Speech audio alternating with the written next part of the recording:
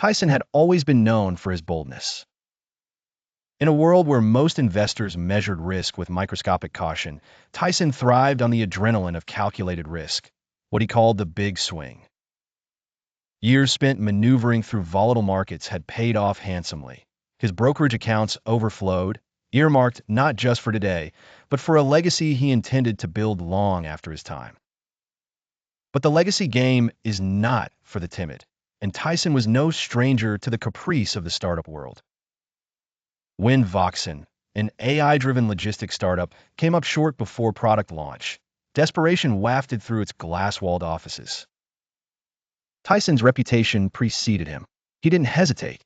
He offered capital, resources, and, more critically, he signed a personal guarantee for Voxon's final line of credit. Years earlier, contemplating the risk, Tyson had visited his attorney who outlined the virtues of the Utah Domestic Asset Protection Trust, DPT. The concept was simple yet powerful. Retitle his brokerage assets in favor of a legal entity governed by forward-thinking state statutes, designed to shield wealth against future, unforeseen liabilities. It's a kind of legal island, the attorney explained. Once properly established and sufficient time passes, the DAPT can shelter your assets from all but a narrow band of creditor claims, even if you remain the beneficiary. Tyson acted, signing the transfer documents. He watched as his millions migrated, on paper, out of his own name and onto the island. Then came the storm. The artificial intelligence revolution became cluttered with competitors. Voxon's engineers missed deadlines, clients wavered, and the once bullish balance sheet buckled under mounting costs. As the cash burn accelerated, so did the inevitable. Voxon defaulted on its debt.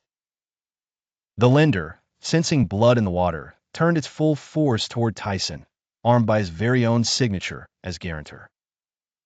His world, suddenly less stable, became a theater of legal warfare.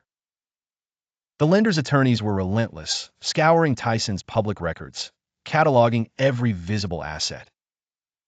The brokerage accounts, shining at the top of the list, appeared to them as low-hanging fruit.